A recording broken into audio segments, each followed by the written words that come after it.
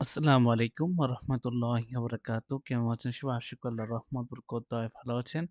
আমি আল্লাহর রহমত বরকত দয়ায় ভালো আছি। The lake isle of Innisfree by William Butler Yeats. উনি জন্মগ্রহণ করেন ১৩ই জুন ১৮৬৫ এর মৃত্যুবরণ করেন ২৮শে January ১৯৩৯। The lake isle of Innisfree কবিতাটাই আ আজকে আলোচনা করব। ইনশাআল্লাহ আপনাদের ভালো লাগবে। কেননা এই কবিতাটা এক লাইন ইংরেজি প্লাস বাংলা দেয়া রয়েছে এবং আপনার স্ট্যানজা অনুযায়ী আবার সামারিও দেয়া আছে।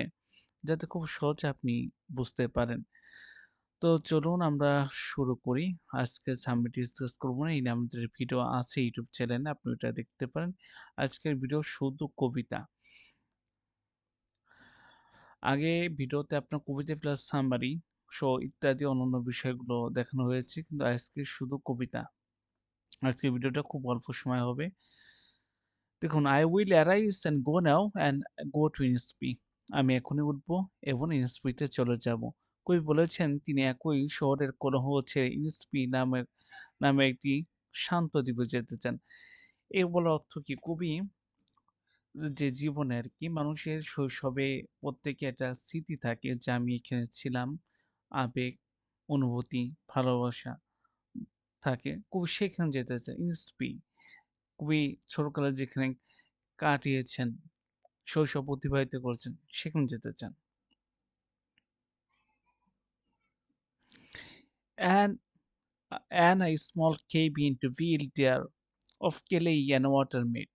আমি সেখানে আমি কি বানাবো? ছোট একটি কুঠি বানাবো যা মাটি ও বাঁশের বেড়া দিয়ে তৈরি হবে। কবি ওখানে যাবেন এবং একটি কুঠির বানানোর ইচ্ছা প্রকাশ করেছেন যাতে প্রকৃতির মধ্যে শান্তভাবে নিরিবিলি পরিবেশে জীবনযাপন করতে পারে। তিনি নিজে হাতে তৈরি করে একটি কল্পনা করেছেন প্রকৃতির মাঝে সাদামাটা জীবনের স্বপ্ন। সিম্পল লাইফ, সাদামাটা প্রকৃতির মাধ্যমে কবি থাকতে চেয়েছেন। 9 bean to rose will I have there, a hive for the honey bee.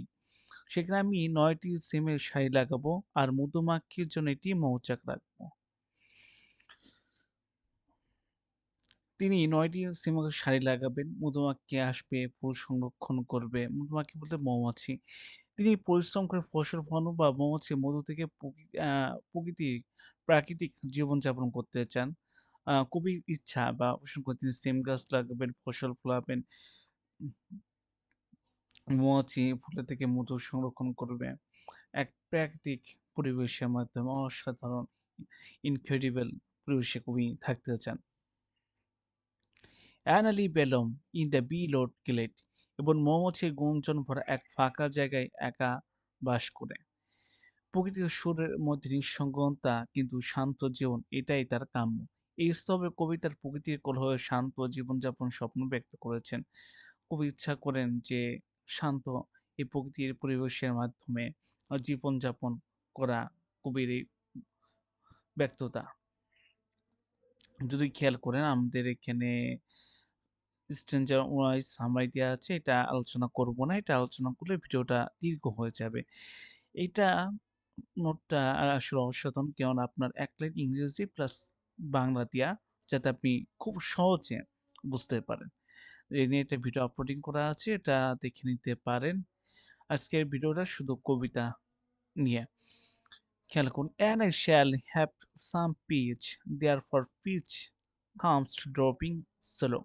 এবং সেখানে আমি কিছু শান্তি পাবো কারণ শান্তি আসে ধীরে ধীরে।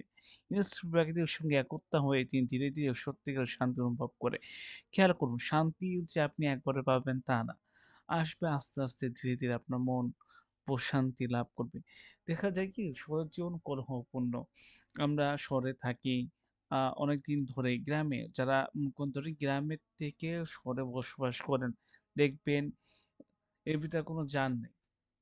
কার ভিতরে যান নেই? দালান কোঠা, নানান প্রাকৃতিক পরিবেশ না শহরের জীবন। শহরের জীবন অশান্ত। দৌড়ের উপরে থাকা লাগে জীবনটা। খুবই একতা গ্রামে আসতে চান। যে শৈশবে কবি থেকেছেন প্রাকৃতিক ভাবে যাতে শান্তি আসে ধীরে ধীরে। পরের লাইনটা আমরা যাই।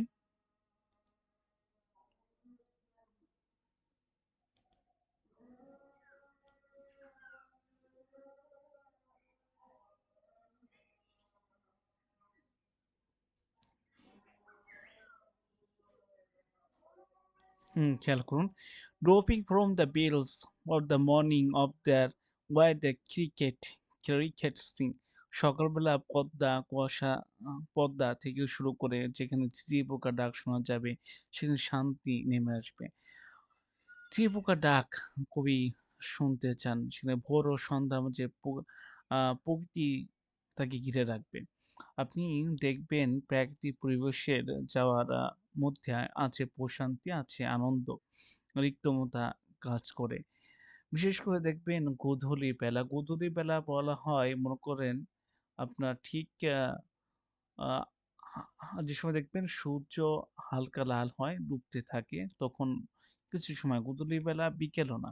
কারণ বিকেলের শেষ শেষে ওখন বলে গোধূলি।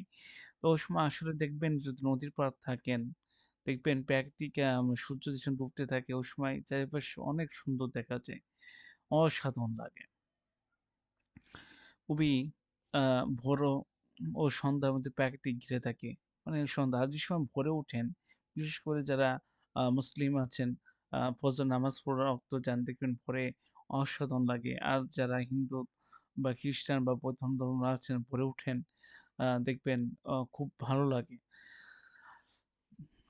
Their midnight to all a glimmer and noon preparely glow। সেখানে মধ্যরাতে চলে উঠে মৃদু আলো আর দুপুরে পিকুনি আভা ছড়িয়ে পড়ে।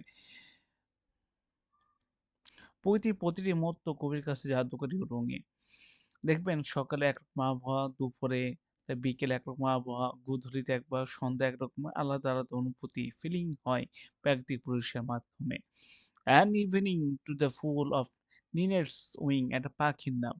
আর সন্ধ্যায় ভোরে উঠে লিনেটস নামক পাখি পাখার ঝাপটায়। প্রকৃতির সুর ও পাখির টানা নড়াচড়া কবিকে মুগ্ধ করে। এই স্তরে কবি প্রকৃতির শান্ত, রঙিন ও সুরভরা সৌন্দর্যের মধ্যে আত্মার প্রশান্তি খুঁজে পান। পরের আ মানে কবি এখানে লিটস নামক পাখি উল্লেখ করেছেন। এই স্তবে কি পান আবার বলি, দেখুন প্রকৃতির শান্ত, রঙিন ও সুরভরা সৌন্দর্য মধ্যে আত্মার প্রশান্তি খুঁজে পান। এই স্ট্রেঞ্জারও আপনার সামারি দিয়েছি। জি, খেয়াল করেন এই যে সামারি দেয়া আপনি দেখতে পারেন। এক line English plus Bangla. The beautiful of nature and awareness time, প্রকৃতির সৌন্দর্য সময় সচেতনতা। আ একটা ভিডিও দিয়েছি। পরে আমরা স্ট্যাঞ্জা 3 তে চলে যাব। এটার মধ্যে last স্ট্যাঞ্জা। I will arise and go now for always tonight and day। কবির মনে ইনস্পিরিট টার্ম তার শান্তির স্থান। Sorry, I will arise to go now for always tonight and day। আমি এখনই উঠবো এবং যাব, কারণ দিন ও রাতের সবসময়। কবির মনে স্পিরিট টান বা শান্তির স্থান, মানে কবি যে শৈশবে যে স্থান সময় কাটিয়েছেন, সেখানে যেতে চান। প্রত্যেকের জীবনেই এমন কিছু জায়গা থাকে যে প্রিয়, যেখানে আপনার শৈশব কাটিয়েছে বিশেষ করে। সেটা প্রত্যেকের কাছে প্রিয় একটা জায়গা। I hear the lake water lapping with the low sound by the shore। আমি শুনি হ্রদের জলতরঙ্গ তীরে ধীরে ধীরে আছড়ে পড়ে। আরে পড়ছে না, আছড়ে পড়ে হবে। শহরের থেকেও তার কানে ভেসে এসে প্রকৃতির সে সুর। কবি অনুভব করেন, ফিল করেন যে প্রকৃতির মধ্যে কবি সেটা অনুভব করছেন। Will I stand on the roadway or to pavements carry। যখন আমি রাস্তায় দাঁড়িয়ে থাকি বা ধূসর ফুটপথে হাঁটি, শহরের ধুলা বা ধোঁয়া একঘেয়েমির মধ্য দিয়েও তার মনে বাজে প্রকৃতির ডাক। শহরের জীবন কেমন? প্রকৃতি, শহরে তো প্রকৃতিই নেই।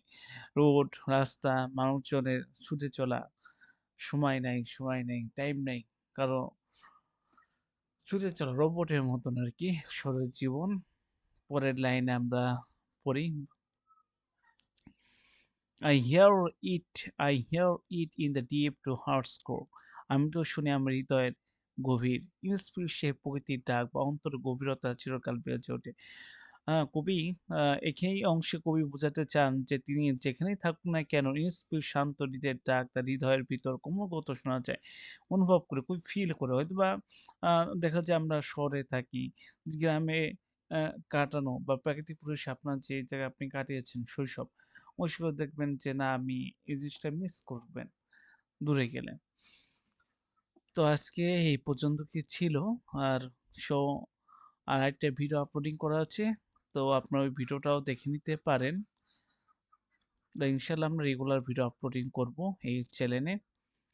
হাদিয়া প্রীতি মানুষ 13 ইউটিউব চ্যানেলে। সবাই ভালো থাকবেন এবং সুস্থ থাকবেন। আসসালামু আলাইকুম ওয়া রাহমাতুল্লাহি ওয়া বারাকাতুহু।